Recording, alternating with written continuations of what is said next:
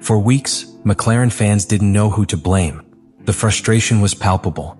Oscar Piastri, the young prodigy who had finished the 2024 season as one of the revelations of the championship, had he lost confidence?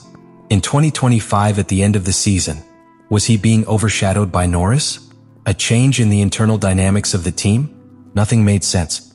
His performance deteriorated visibly, especially on key weekends like Mexico or Austin, where he had historically shown. And then the revelation. A leak after the Brazilian Grand Prix changed everything.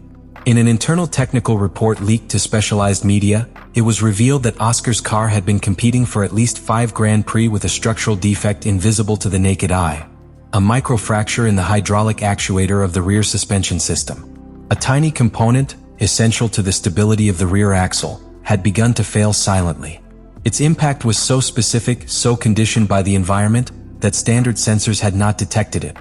Only after the brutal impact at the Interlagos sprint, when the car was dismantled piece by piece, did the truth come to light. And what they found wasn't just a technical defect. It was a human error. What at first seemed like a bad streak by a young driver is now revealed to be a deliberate technical sacrifice. Piastri wasn't just competing against the other teams. He was fighting his own machine. And all that silent effort, that frustration contained after each failed session, now finds an explanation as powerful as it is disturbing. Because when trust between driver and car is lost, it can still be recovered. But when it is lost between driver and team, the damage can be irreversible. The most disturbing thing about this technical drama was not the appearance of microfracture itself, but the way in which its impact multiplied within an already unstable environment. The hydraulic system in a Formula One car is an extremely precise network, where each valve and actuator responds to pressure, temperature, and load algorithms. In theory, any deviation in that balance should be immediately detected by telemetry sensors. However, the defect in Piastri's car defied all known tolerance thresholds. It was a fault so small that it escaped standard monitoring, but so destructive that it completely transformed the dynamic behavior of the car under certain conditions. The effects were immediate. In high-speed corners like the S in Mexico or the descent of Interlagos, the car became difficult to read. The tires were degrading faster. The understeer at corner entry was progressive, but persistent. And the most dangerous thing, the car began to behave as if each lap had a different configuration, because the conditions of the circuit temperature, atmospheric pressure, wind could or could not activate the microfracture in an unpredictable way. In essence, Piastri was competing in conditions that changed every time he went out on the track. And then came Brazil, the turning point. There, sensors detected abnormal wear on the flat bottom of the car. McLaren, fearing regulatory sanctions, raised the rake, that is, increased the angle of inclination of the car with respect to the ground. This measure, although it protected the bottom of the car, considerably reduced the rear aerodynamic load. Exactly what a car that already came with a compromised suspension needed the least. The result was even more unstable behavior, especially in the blind corners and compression zones of Interlagos, where the car literally stopped communicating with the driver. In simple terms, McLaren, in its attempt to manage a structural problem without compromising regulations or pace, ended up building a perfect storm. And in the center of that storm was Oscar Piastri, fighting not only against his rivals, but against a car that responded as if it were possessed. The technical collapse of the car on certain circuits, such as Mexico and Brazil, forced the team to improvise. In Brazil, for example, upon detecting unusual wear on the flat bottom, a sign that the car was touching the ground too much from behind, they took a drastic measure, increasing the rake. Technically, this raised the rear of the car and reduced contact with the asphalt.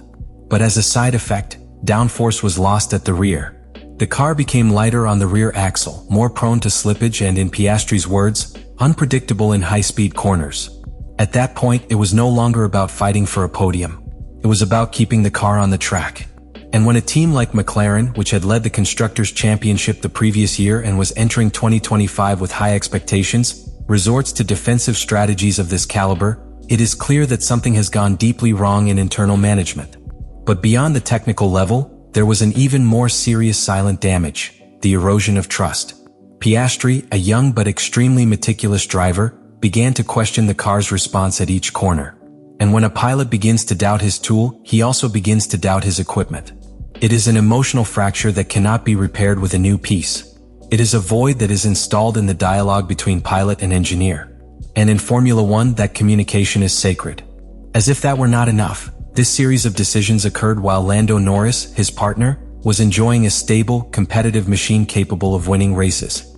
This disparity within the same garage, one competing at the highest level, the other battling with a compromised car, fueled rumors of favoritism, unequal management of resources, and internal tensions that could burst at any moment.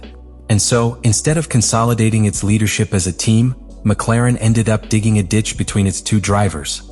Because ultimately, this was not an isolated technical failure. It was a management decision. One that said to one of the most promising talents on the grid, "We know something is wrong, but we're not going to fix it yet." When a Formula One technical team fails, it doesn't always do so with a bang. Sometimes the deepest impact is felt in silence. Not in the timetable, but in the internal dynamics of the team, in the closed-door meetings, in the look of a driver when he gets out of the car knowing that he cannot trust him. And that was precisely what happened at McLaren. While the media analyzed figures, returns, and strategies, inside the Woking garage an emotional collapse was brewing that few could see from the outside. The relationship between Oscar Piastri and his car, that almost intuitive connection that every driver needs to perform at his best, had been broken. And worse still, it had broken due to a technical failure known and tolerated by its own team. The intangible trust that sustains every decision at 300 kilometers per hour slowly evaporated.